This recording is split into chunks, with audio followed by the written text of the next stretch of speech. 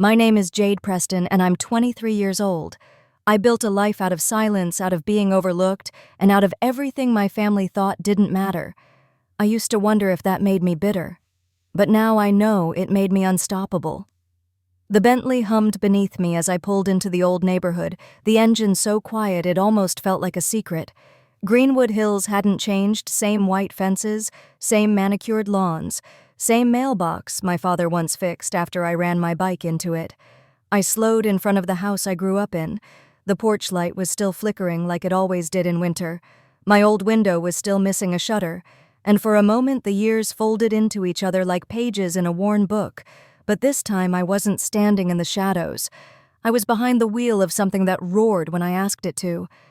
People say big moments arrive with fanfare, fireworks, drum rolls, maybe even tears. Mine came with snow, soft and slow falling, like it had all the time in the world. I sat there in that car watching the lights flicker inside the house, and I thought, they have no idea who I became. But they would. It wasn't always like this. Rewind 9 years. I was 14 and just starting to realize that I wasn't the main character in my family's story. I wasn't even a subplot. I was a passing mention background noise. My younger sister Aubrey was the center of gravity. She was the miracle baby, the light after the storm. Born after my mom suffered a complicated miscarriage, Aubrey arrived like a second chance wrapped in silk. My parents adored her. Everyone did. She was charming, beautiful, fragile. She took ballet lessons at 6, had a Pinterest-worthy bedroom at 8, and by 11 she had a phone newer than anything I'd ever touched. Meanwhile, I shared a room with the laundry. That's not a metaphor. I literally shared my bedroom with the washer and dryer. Every night I fell asleep to the rhythm of spin cycles and detergent fumes. My clothes were hand-me-downs from cousins I barely knew.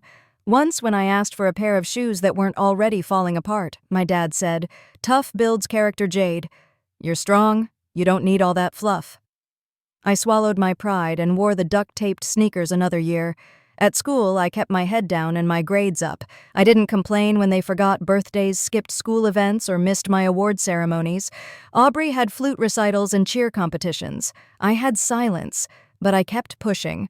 I told myself I was stronger, more mature, more independent. Still it hurt, especially when people called us the perfect family. They only saw the Christmas cards and the matching sweaters, not the parts they cropped me out of. I never blamed Aubrey. It wasn't her fault she was treated like glass while I was treated like a doormat. She played her role well. She was sweet to everyone except me, her too serious sister. Whenever I tried to talk about something real, like how I wanted to study computer science or how I got a perfect score in calculus, my parents would smile politely and pivot back to her. Aubrey got accepted into the dance intensive this summer. They'd beam. "Isn't that wonderful?" I learned to nod and fade. But fading had a side effect. It gave me room to grow quietly, to observe, to plan. And one day I realized that if they weren't going to see me, I'd have to build something so undeniable they'd have no choice. And that's exactly what I did. There's this photo my mom keeps framed in the living room. It's from a 4th of July barbecue when I was 16, and Aubrey had just turned 11. The whole family's in it, cousins, uncles, neighbors. Everyone's smiling. Aubrey's in the center, wearing a red dress with stars on it, holding sparklers in both hands. Mom and Dad are standing right behind her, laughing like they're in a commercial for American happiness. I'm off to the side, half cut from the frame, my face turned away. It wasn't on purpose, they said. You just moved when the camera clicked. But somehow, in every family photo, I was always just moving. That year, I got my first part-time job stocking books at the local library. I saved every dollar, not for clothes or parties, but for things like SAT prep books, refurbished laptops, or sometimes just groceries when Mom forgot to shop. I never said no when they asked for help. Babysitting Aubrey, driving her to practice, tutoring her in math, whatever it was, I did it. Not because I thought it would earn me love. I knew better than that by then. I just didn't want to be another thing they had to fix. Looking back, I realize I was playing by rules no one else followed. I thought if I kept being useful, if I kept showing up, they'd see me. Not just as the strong one, but as someone with dreams of her own. But they didn't. I still remember the exact moment I stopped hoping. It was a Tuesday. Cold. Snow on the ground. I had just gotten my acceptance letter to University of Washington full-ride merit-based, one of 10 out of over 1,000 applicants. I printed it out and brought it into the kitchen, heart-pounding, ready to finally share something worth celebrating. Mom was chopping onions, Dad was reading something on his tablet, Aubrey was scrolling through her phone, legs folded on the counter stool like she owned the place. "Hey," I said, holding up the letter. "I got in. UW. On full scholarship." Mom smiled vaguely. "Oh, honey, that's great. Do you want pasta or chicken tonight?" That was it. No hug, no high five, no one asked what I wanted to major in, no one even put down their phone. Aubrey glanced at the paper and said, "Isn't that the school near the mall?" Then she laughed and went back to Instagram. And me, I just folded the letter, tucked it back in my folder, and nodded. Chicken's fine. From that day on, I stopped announcing victories. I stopped bringing home certificates or sharing good news. What was the point? My success made them uncomfortable. It reminded them that I was building a life beyond their house, and I think that scared them more than it impressed them. But I never stopped working. During my first year of college, I balanced 18 credits, 2 part-time jobs, and a side hustle fixing old computers. I taught myself to code at night. I studied business models during lunch breaks. I still sent money home quietly, automatically, because their mortgage got tight after Dad's contract ended. They never said thank you. They never even mentioned it. The money just disappeared into the ether like everything else I gave them. Still, I kept going, kept building, kept planning. And all the while, Aubrey was becoming a local celebrity cheer captain, Instagram influencer internship at a fashion PR firm downtown. At family gatherings, people would ask me to take photos of her, not with her. At Christmas, she'd open piles of gifts, while I smiled quietly and unwrapped a single pair of socks. That was the year everything changed. But that story starts on another Christmas morning. They say the strongest people are the quiet ones, the ones who just handle things. I didn't ask to be that person. I became her because no one else would. Freshman year of college hit hard. Between tuition gaps, textbook costs, and the rising rent in Seattle, most students were barely staying afloat. Me, I was swimming with weights tied to my ankles. I took 2 part-time jobs, one at the university bookstore, the other cleaning lab equipment in the science wing before sunrise. I'd be up at 5, done by 7, in class by 8. And at night, I fixed broken laptops from Craigslist clients just to afford groceries. But no matter how tight things got, I still sent money home. At first, it was small, $50 here, $100 there, just enough to cover unexpected expenses, as Mom put it. Aubrey needed new point shoes. The water heater broke. The SUV payment was late again. I wired the cash every time without being asked twice. There was always a reason, always a crisis, always a need. And I convinced myself that this made me good, that maybe, just maybe, they'd notice I was the one keeping things stitched together. They didn't. I remember calling home one night, exhausted after midterms, with fingers cramped from coding until 3 a.m. I just wanted to hear a voice, some warmth, something that felt like home. But instead, Mom picked up and said, "Jade, I'm about to run out the door. Can you Venmo Aubrey $200? She lost her purse again. No hello. No how are you. Just another request. I stared at my bank account. $243.18. I sent the money anyway. Later that night, I watched Aubrey post a photo of her dinner, oysters, and champagne at some rooftop restaurant. Captioned, "Self-care night with my girls." I didn't sleep much after that, but I didn't stop giving. I thought love was something you proved, something you earned by being useful, dependable, irreplaceable. Turns out that kind of love doesn't come back around. It drains you. And the worst part, I wasn't even angry yet. I just felt hollow. Like a vending machine someone kept pressing, hoping snacks would fall out, never wondering if it needed to be refilled. That spring, I developed a habit of walking the city late at night. Not for safety, God no, but to feel small in a place that didn't expect anything from me. The skyline didn't care if I missed a deadline. The streetlights didn't ask if I'd sent money to cover the HOA fees again. And in those quiet hours, I could breathe. That's when I started planning, really planning. I stopped waiting for recognition. I stopped chasing their approval like a dog after a car it wouldn't know what to do with. Instead, I mapped out my next 5 years like a blueprint. Not for revenge, for survival. I wrote down everything I knew, my coding skills, my customer base, my ability to spot broken systems and fix them.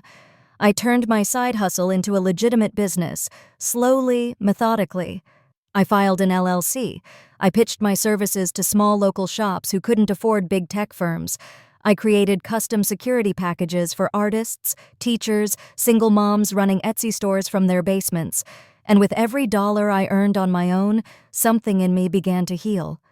But healing doesn't always feel good at first. Sometimes it feels like cold air rushing into a wound you've ignored for too long, especially when your family still thinks they made you. Sophomore year, Aubrey turned 18. The way my parents talked about it, you'd think she was being coronated. There were planning meetings, Pinterest boards, vendor consultations. I got a group text asking if I could come home early to help set up, followed by a not-so-subtle, maybe bring your camera, we'll need someone to capture the memories. I didn't reply.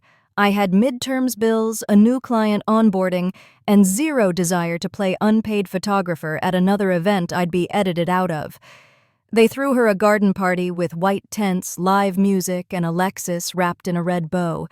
I saw it all on social media boomerangs of Aubrey popping champagne group shots with her friends and their matching white dresses. Someone even made a slow-mo video of her twirling with the caption 18 and everything. No one mentioned me. A week later, I got a thank you text from Mom. Appreciate you covering the rental deposit last minute. Things got tight. Aubrey loved the day. Couldn't have done it without you. I stared at the message for a long time. Not because it surprised me, but because I realized something terrifying. I had become invisible by design. They only remembered me when something needed fixing. I was a line item on their crisis management plan. No matter how hard I worked, how much I gave, I wasn't a daughter. I was a donor. That realization didn't come with tears. Just a quiet, tired kind of grief, like mourning someone who's still alive but never really knew you. It changed how I saw everything. I stopped going home for holidays. I told them I was working. Sometimes I was, sometimes I wasn't. I spent Thanksgiving watching old sci-fi movies with a friend from the bookstore and splitting a microwave pizza. It was the most peaceful holiday I'd had in years. Christmas came, and I knew better than to expect anything. Still part of me, some desperate kid version of myself, hoped they might finally see me. I just hit a huge milestone, landed my first major business retainer with a small design agency for $12,000. It was the biggest check I'd ever received, and I wanted to celebrate with someone who remembered the girl who used to fall asleep to the sound of laundry. But when I called home, Dad said they were doing something low-key this year. I believed him. Until Aubrey posted a story from a ski resort in Tahoe laughing in a hot tub with a glass of rosé. I didn't confront them. What was there to say? Instead, I bought myself a used desk chair with lumbar support, a new external monitor, and a bottle of decent wine. I toasted myself in my tiny studio apartment and whispered, "You're doing just fine." I stopped funding their emergencies shortly after that. Quietly. No announcement. Just turned off the auto transfers and watched to see if they noticed. They didn't. Or maybe they did, but pride kept them silent. Either way, I reclaimed something that night, my time, my labor, my worth. And once you reclaim those things, there's no going back. That spring, I joined a local tech accelerator program. I pitched my startup custom cybersecurity for independent creators and small businesses. It wasn't flashy, but it was solid, real, scalable. They saw the potential. They gave me seed money. Not much, but enough. Enough to prove that I wasn't just holding things together anymore. I was building something no one could take away from me. By the time I entered my junior year, I was no longer surviving. I was quietly stacking bricks towards something permanent. My client list had tripled. I was running weekly maintenance contracts, security audits, and full-stack redesigns for small businesses that couldn't afford the big guys. Word spread. Referrals came in. I'd learned how to say, "That costs extra," without flinching. But back home, I was still just Jade, the responsible one. If my name came up in conversation, it was only in utility. "She's the one who knows how to fix routers, right? Didn't she go to school for..." computers or something? And yet every time I sent money, answered their late-night questions, or solved a tech problem remotely, I told myself I was doing the right thing, that even if they didn't understand my worth, I could still choose to be good. That illusion broke the summer Aubrey crashed her Lexus. I found out the way most people find out about anything these days, through Instagram. A photo of the wrecked car captioned, "So blessed to walk away from this. Brakes totally failed. Still shook." The comments were full of sympathy and heart emojis, no mention of recklessness, no hint that she'd been drinking the night before at a house party. 2 days later, I got a call from Dad. "We're handling it, but the insurance didn't cover the whole thing," he said.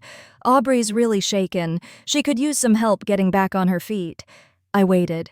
He didn't mention the thousands of dollars I'd already sent over the past 3 years. Didn't ask how I was. Didn't even say thank you. "She'll be borrowing our SUV for now," he added casually, like it was no big deal. "She's thinking of taking a gap year." The accident really put things into perspective. Aubrey's version of perspective, apparently, was weekly matcha lattes, yoga retreats, and a spontaneous month-long trip to Bali to heal. They posted photos from the airport, Mom hugging her like she was going off to war, Dad waving proudly. My name didn't come up once. I remember sitting on the floor of my apartment that night, sorting receipts and trying to balance my books while staring at their vacation updates. And I thought, this is what you get for being practical, for being low maintenance, for not needing anything. And the sad truth was, I had started to believe them, that I didn't care about that stuff. That maybe I wasn't someone who deserved nice things, big moments, public pride. But deep down, I knew better. I wanted to be celebrated. Maybe not like Aubrey with billboards and bouquets, but just once I wanted to be enough for someone to stop what they were doing and look me in the eye and say, "I see you. And I'm proud of you." It never came. So I gave up on being noticed, and instead, I started noticing myself. I bought my own birthday cake that year, small red velvet with cream cheese frosting. I lit a single candle, took a deep breath, and made a wish I would never say out loud, "May I never again need them to love me the way I used to beg for." I didn't post it, didn't share it. It was just mine. A quiet celebration in a life I was still learning how to live for me and no one else. Senior year came with snow early, the kind that clung to the edges of window panes and made the whole city look like it had exhaled and frozen mid-sigh. I was 22, living in a cramped studio that rattled when the wind pushed too hard. The heat worked when it wanted to, and the window didn't quite shut all the way, but it was mine. I'd made it through 3.5 years of college without falling apart. No safety nets, no backup plans, just grit code and caffeine. And yet that December, something still felt unfinished. Christmas was approaching, and like always, I hadn't been invited home, not officially. There was no call, no card, not even a text. Just silence, as if I'd become an afterthought, a name they only remembered when bills were due. Still, part of me wondered maybe this year would be different. I'd grown my business to the point where I had 3 part-time contractors, a monthly retainer from a regional law firm, and my first 6-figure quarter on the horizon. I was drafting a pitch deck to secure seed investment. My work had been featured on a small tech blog. I was doing more than surviving. I was becoming someone. But none of that seemed to matter to the people who'd known me the longest, or rather had chosen not to know me at all. Aubrey had moved back in with my parents. Bali had been too spiritually exhausting, according to her captions.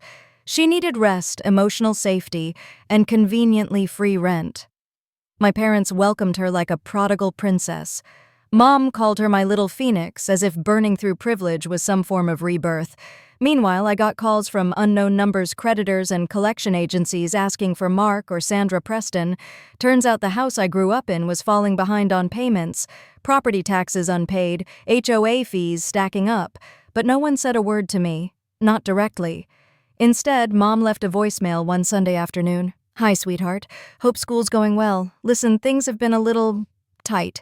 Nothing serious, just, the usual post-holiday slump. If you're in a position to help, that'd be really appreciated. And maybe swing by if you're in town." I didn't respond. Instead, I looked up the property records myself. The house was in pre-foreclosure. One missed payment away from the bank taking it, listed quietly. No public signs, no cries for help, just a slow drowning in silence. It should have made me sad. But what I felt was something else entirely. Clarity. This house, this place that taught me invisibility, was finally being stripped bare.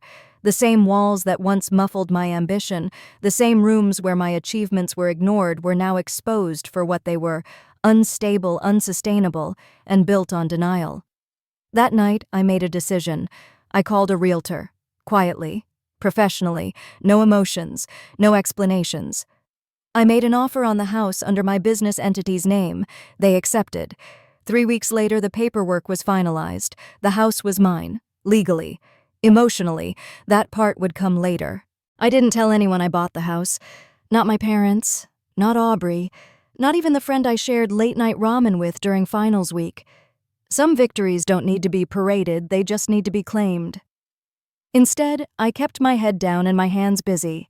My startup Preston Secure was gaining traction. We had clients in 4 states, a consistent monthly cash flow, and a growing reputation in the niche world of cybersecurity for small businesses. I still worked more than I slept, but now every hour felt like an investment instead of a sacrifice. And yet, I didn't feel triumphant. Not yet. Because part of me was still standing at that frosted window 5 years ago, watching my sister get handed the keys to a brand new Lexus, while I smiled through the glass and accepted a rusted bike and a line about being more practical. I remembered the way Dad had said it like it was a compliment. "You don't care about flash jade. You're built different. You're stronger." As if that meant I didn't want to be seen. As if being capable meant I didn't deserve to be celebrated. That Christmas haunted me not because of the car or the bike, or even the empty look on my mother's face when she told me love can't be measured in gifts, but because I had thanked them. I had stood there, bike in hand, and said, "Thanks." Like that would earn me some unspoken badge of honor. But it didn't. It earned me silence, distance, disposability. I spent that Christmas alone, wrapped in 3 layers of sweaters under a faulty radiator, watching snowflakes gather on the windowsill. I remember thinking, next year will be different. And it was. 1 year later, everything had changed. The week before Christmas, I signed a partnership deal with a global firm, Valentis Cyber, a name I used to only see in industry newsletters. The contract was worth $650,000, with a renewable clause and equity options on the table. It didn't feel real at first. I reread the email 4 times before I let myself exhale. Then I opened a browser and searched Bentley Continental GT custom build. I wasn't trying to be flashy. I wasn't even trying to make a statement. I just wanted to give myself something they never gave me: a symbol of my worth. The car arrived 3 days before Christmas Eve, black on black, heated seats, burled walnut trim, custom stitching in the headrest. It looked like something out of a dream I wasn't supposed to have. I ran my fingers along the steering wheel and thought, this is for her, the girl who rode a rusted bike in the snow with frozen hands and a thank you smile. And just like that, I made up my mind. I was going home, not for forgiveness, not for connection, but because I needed them to see, not out of spite, but clarity. I wasn't the same girl they used to ignore. I didn't call, I didn't text, I didn't warn anyone, I just drove. It was snowing that morning, light but steady. The roads were quiet, blanketed in white like a clean slate. The Bentley moved like a whisper, soft and confident. I watched the pine trees blur past the same ones I used to ride by on that old bike. My reflection in the side mirror barely looked like me anymore. When I turned the corner into Greenwood Hills and pulled up to the old house, I paused. The garage door was open. Inside, I saw the same broken lawn chair, the same cracked concrete. And hanging crooked on the wall like a bad joke frozen in time was that bicycle. My bicycle. Still rusted, still dented, still waiting for someone to believe it was enough. I didn't flinch. I just parked the Bentley in the driveway, stepped out slowly, and walked to the door like I belonged there. Because for the first time in my life, I did. I stood in front of the door for a few seconds longer than I should have, letting the cold air bite at my cheeks. The wind carried the familiar scent of pine needles' damp earth, and something vaguely metallic, maybe nostalgia, maybe just the old rust clinging to the garage hinges. Then I knocked. Not loudly, not with force, just a simple, even rhythm. 3 taps. Like I belonged here. A moment later, the door creaked open and my dad appeared. He looked exactly the same and completely different. His hair was thinner, his eyes more tired, his sweatshirt faded. But what struck me wasn't how much he'd aged, it was the way he blinked confused, like he couldn't quite place me. "Jade?" he asked, squinting as if I were backlit by something too bright to comprehend. "Hi, Dad," I said, voice calm, almost casual. "Happy holidays." He stepped out onto the porch, eyes flicking over my shoulder, and then he saw it, the Bentley. His brows lifted, his mouth parted like he wanted to ask a question but couldn't figure out where to begin. "Is that a rental?" he asked. I smiled just slightly. "No, it's mine." There was a pause, a silence that pressed against my ribs like a held breath. He didn't say congratulations, he didn't ask how, he just stared, then muttered, "Huh," and stepped aside to let me in. I walked into the house like a time traveler, everything exactly as I remembered, and yet strangely smaller. The walls were still painted that same off-white beige. The family photos still lined the hallway, all centered around Aubrey, her dance competitions, her vacations, her spiritual journey in Bali. I spotted one of me way in the back corner of a shelf. 8th grade spelling bee, cropped too tight. Aubrey came down the stairs in silk pajama pants and a designer hoodie that probably cost more than my first 3 paychecks. She paused on the last step, her eyes narrowing when she saw me. "Oh, wow," she said, smirking. "Did you win a contest or something?" I laughed softly. "In a way." Her gaze followed mine out the window, landing on the car. "You're joking." I didn't answer. I didn't need to. Mom walked in from the kitchen, then holding a mixing bowl in one hand, a spatula in the other. Her face went stiff the moment she saw me. "What are you doing here?" she asked, flat and unwelcoming. I let her words hang in the air for a moment, then looked around the room. The Christmas tree was over-decorated like always, perfectly color-coordinated, sterile, more magazine spread than family warmth. Beneath it, I spotted a small gift bag with my name on the tag. Probably socks. Maybe a mug that said something like "Number 1 Daughter," an ironic joke from people who hadn't said my name aloud in months. "I thought I'd bring my own gift this year," I said. From the inside pocket of my wool coat, I pulled out an envelope. Clean, white, unassuming. I handed it to my father. He opened it, unfolded the paperwork, and read silently. His face slowly drained of color. "What is this?" he whispered. "A deed," I replied. "To this house." There was a second of total stillness, like the world forgot to spin. Aubrey's jaw dropped. Mom's spatula hit the floor with a soft thud. The bowl followed, shattering across the tile in a burst of chocolate batter and ceramic. "I bought it 3 weeks ago," I said calmly. "Didn't want to say anything until the paperwork cleared." "You bought our house," my mom barked. "You think you can just show up and—" "No," I interrupted. "I know I can. Because I did." My voice didn't rise. It didn't shake. It landed sharp and steady like a gavel at the end of a trial. They were still frozen when I stepped toward the window and looked outside at the driveway, at the Bentley, at the reflection of the girl they thought they'd forgotten. And I knew this was just the beginning. "You can't just kick us out," Aubrey snapped, her voice sharp, panicked, more insulted than afraid. "This is our home." I turned to face her. "Actually," I reached into my coat again this time, pulling out a second envelope. "These are the notices. You have 30 days. She snatched the papers from my hand like they were on fire, scanning them quickly, her perfectly manicured nails trembling. My dad just stood there holding the deed like it was written in another language. My mother, however, wasn't quiet for long. "We gave you everything," she spat. "A roof, food, support, and this is how you repay us." I let out a slow breath, one that had been waiting in my chest for years. "You gave me the basement," I said. "You gave her the world, and I just bought the land you built it on." Her eyes widened, and for a moment I thought she might cry, but she didn't. She clenched her jaw, crossed her arms, and said nothing. Aubrey, meanwhile, was pacing in circles like the floor had betrayed her. "This is insane," she said, waving the eviction papers in the air. "You're being vindictive. This is about the stupid bike, isn't it? Or the car? You're still hung up on that?" "No," I replied evenly. "This is about what came after. Every forgotten birthday, every time I sent money and got silence in return, every time you three made me feel like I was only valuable when something needed fixing. This," I gestured around the room, "isn't revenge. It's closure." For a beat, no one moved.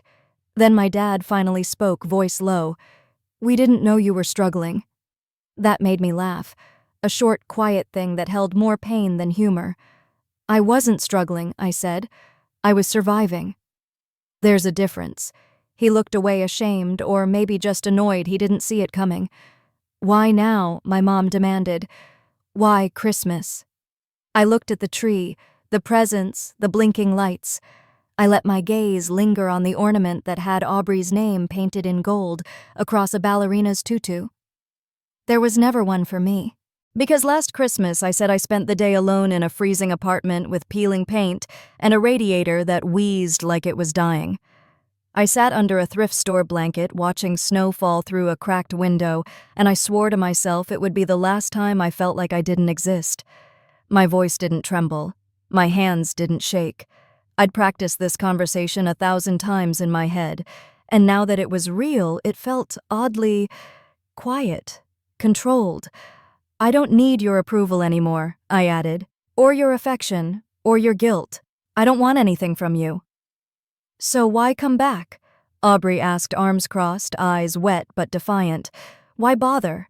I tilted my head, then answered with brutal honesty, "To see if I could look you in the eye and not feel small anymore." And I didn't. Not even a little. I turned back toward the door, my heels clicking softly on the hardwood. The kind of sound that once echoed loneliness in this house, now it echoed power. "Where will we go?" my mother called after me.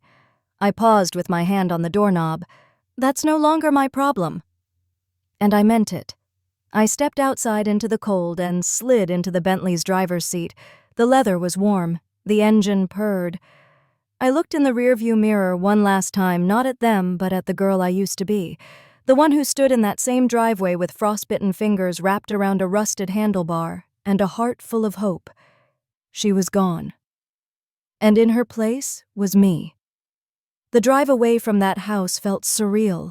The same streets I used to pedal down, breath-fogging in the winter air, tires squeaking with every rotation now passed beneath the Bentley's tires like a slow-moving reel of memories.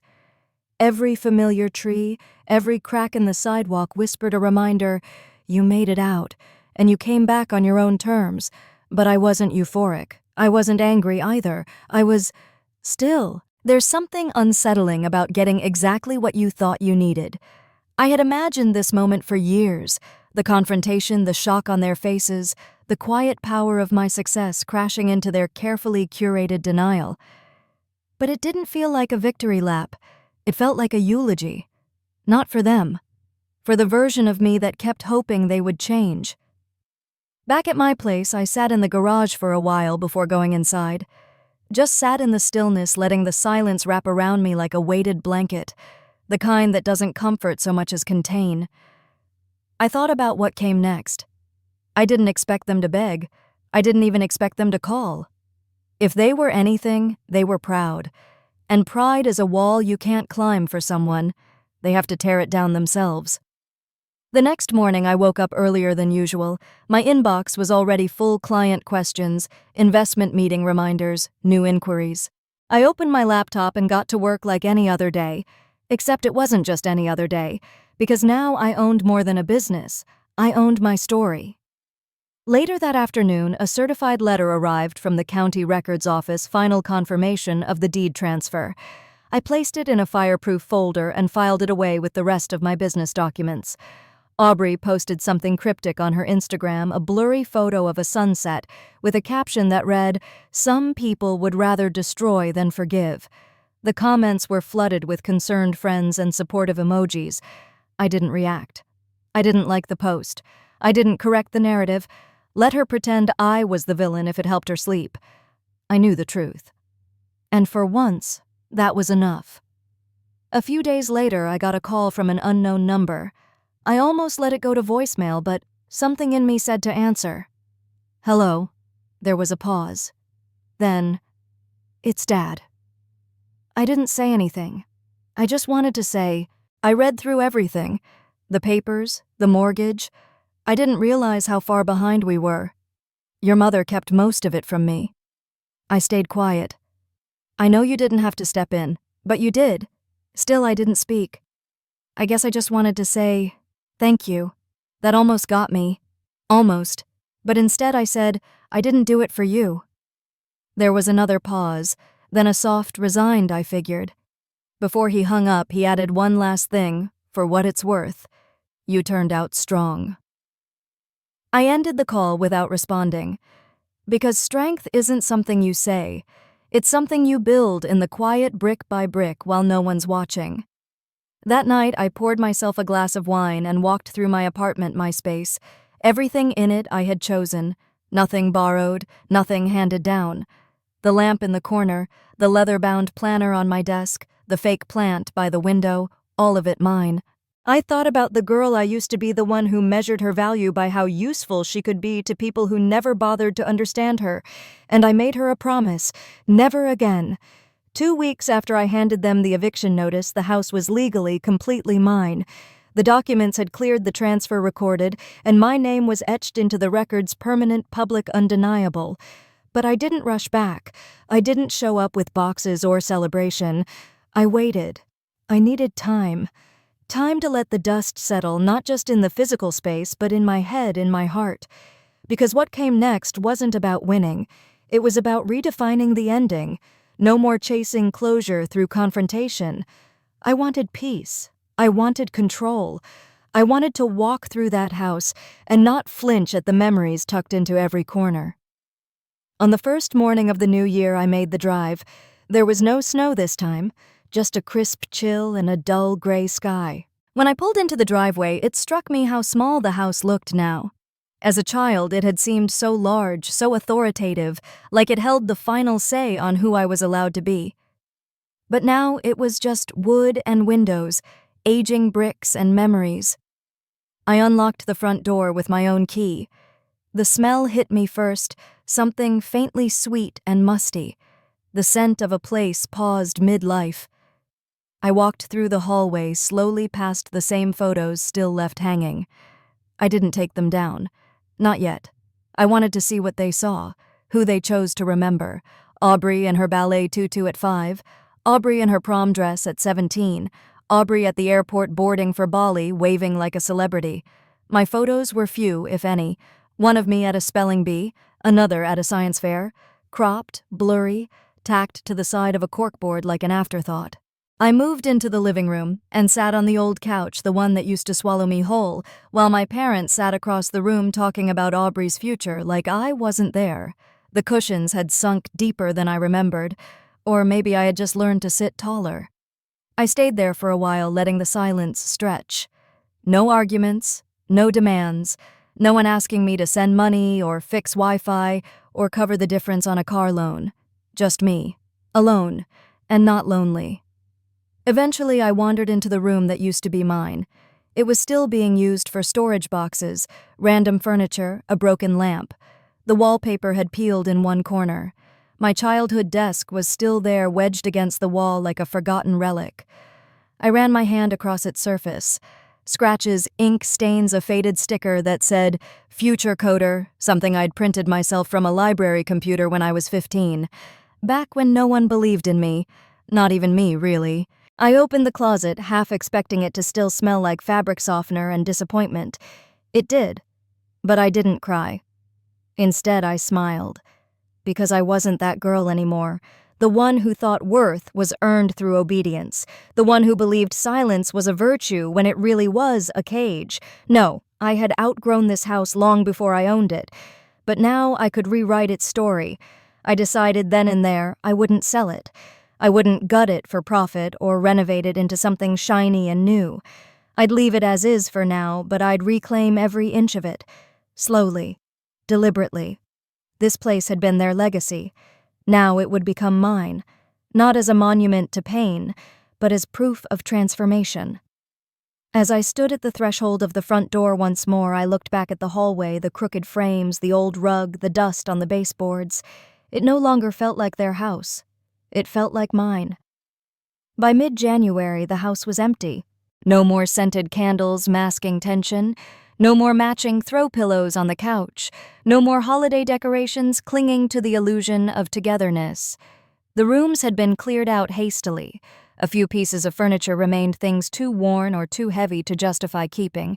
I found an old family calendar still hanging in the kitchen, flipped to December. Aubrey's name was scribbled in pink ink across every square. Mine wasn't there at all. They didn't say goodbye when they left. No calls, no messages, just gone. And honestly, that suited me. I spent the next few days walking through the house room by room, not fixing anything, just noticing, letting the ghosts surface and pass. There was no rush to fill the silence. I wasn't here to erase the past. I was here to reclaim it. In the attic, I found a box labeled Jade, old stuff. Inside were a few school awards, a half-filled journal, and a photo of me from middle school braces, and all holding a science trophy with a smile that didn't quite reach my eyes. I stared at that photo for a long time.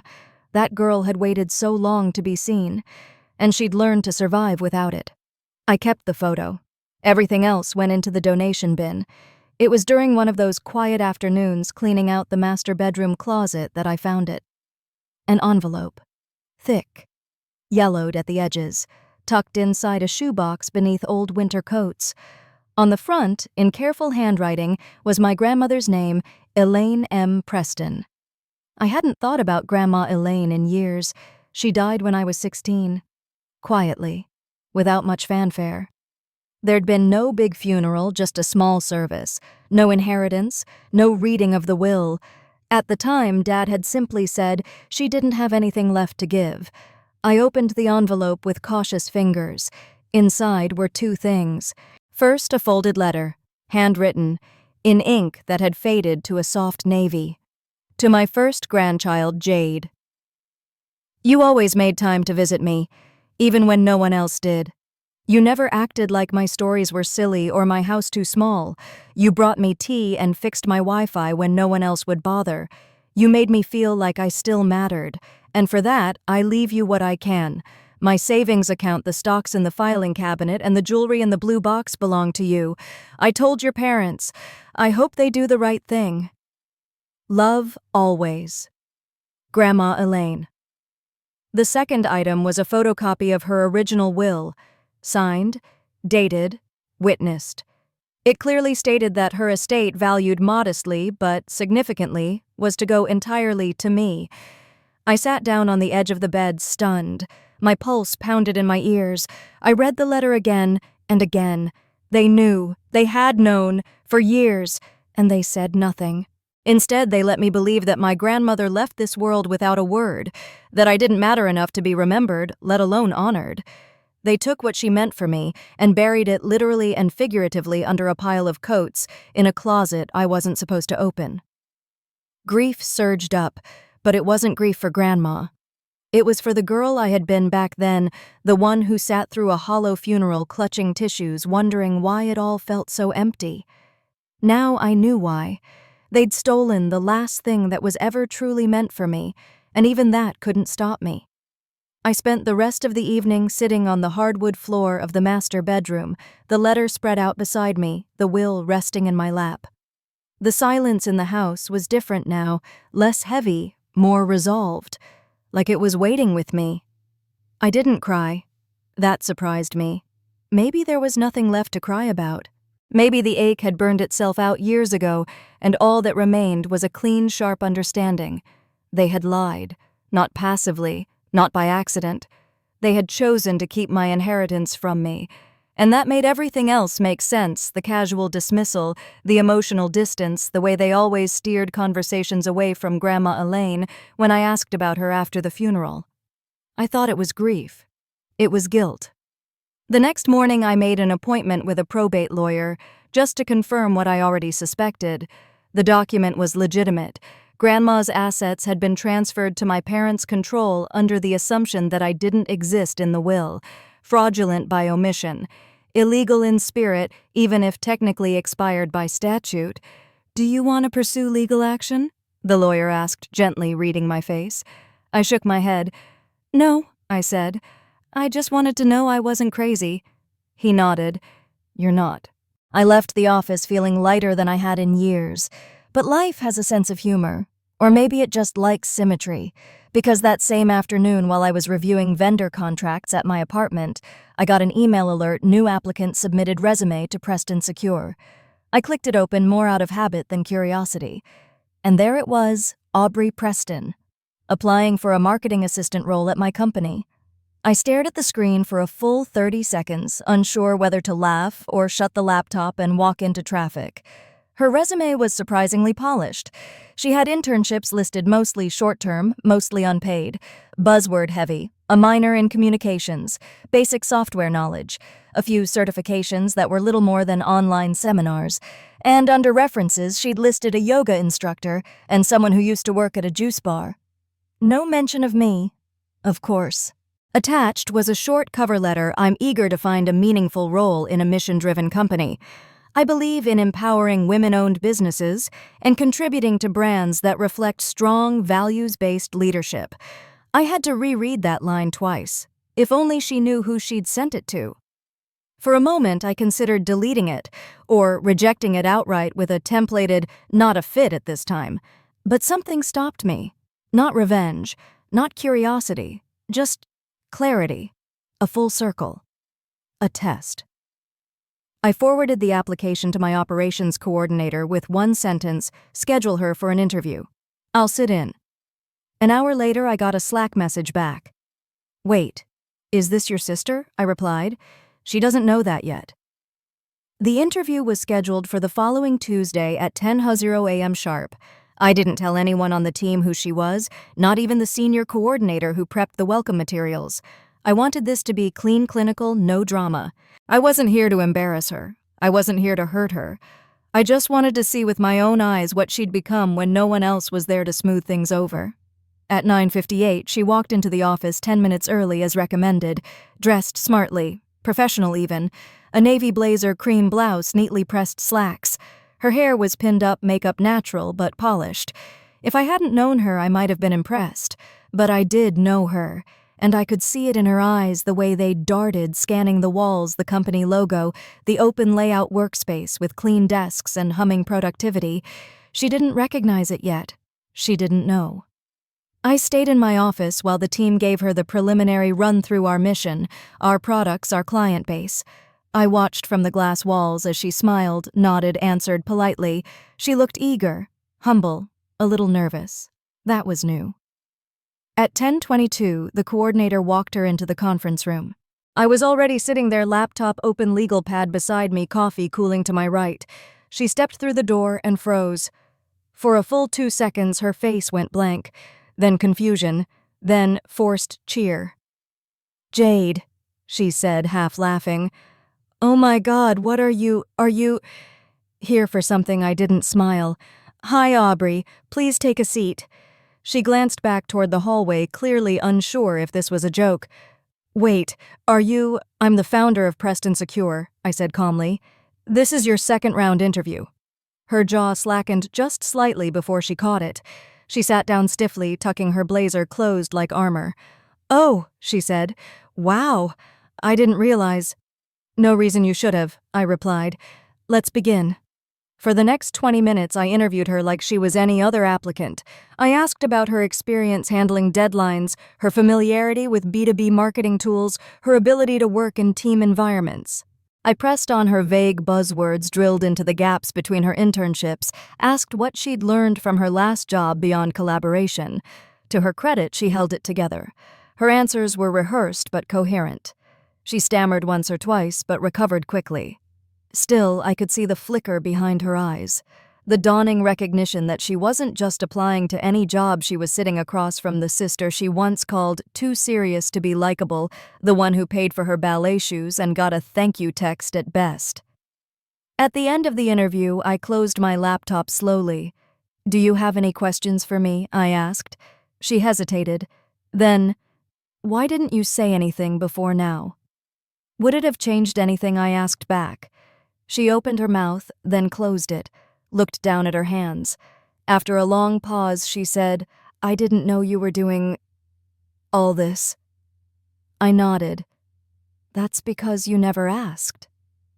Silence again. Heavy this time. Not tense, just honest. "I want to work," she said quietly. "I need something stable. I don't want to rely on them anymore." And for the first time in years, I believed her. I nodded once, scribbled something on my notepad, and stood. "Thank you for coming in today," I said. "We'll be in touch." And I meant it. A week later, I offered Aubrey the job. It wasn't out of pity, and it wasn't a trap. She was qualified for the role, at least. More importantly, I wanted to see who she could be without the pedestal. No special treatment, no favors, no family titles. Just her earning her place like everyone else. She accepted the offer via email. Short, professional, no emoji hearts, no over-punctuated excitement like the Aubrey I used to know. Just, "Thank you for the opportunity. I look forward to contributing to the team." I assigned her to a team that didn't know who she was. No last names were mentioned. She got the standard onboarding packet, the same HR paperwork, and the same onboarding mentor. She clocked in on Monday like any other new hire, sat through policy briefings, and started shadowing client meetings by Wednesday. I watched from a distance. She showed up early, took notes, stayed quiet but alert. She asked thoughtful questions, followed up on assignments, even took initiative during a client brainstorm by suggesting a campaign idea we actually used. And not once did she act like she expected more because of who I was. It was strange seeing her in that setting. Professional, grounded, a little uncertain but trying. The same girl who once rolled her eyes when I talked about web security was now color-coding campaign data and asking how client retention tracking worked. There was something real there. Not redemption, not yet, but awareness. She passed my office once on her way to the break room and paused. Our eyes met through the glass wall. She gave a small nod, and for the first time in our lives, I nodded back, not as her sister, not as her savior, but as her boss. And strangely, it didn't feel like power. It felt like balance. The house was quiet again. No shouting down the hallway, no clinking of wine glasses over someone else's celebration, no one barging into my room asking for last-minute help or money or rides, just silence. But this time it wasn't the kind of silence that made me feel small. It was the kind that let me breathe. I started spending my evenings there slowly, intentionally, fixing what needed fixing. Not to erase the past, but to reshape it. I repainted the bedroom walls, patched the hole behind the bathroom door, changed the locks. I left the photos up for now.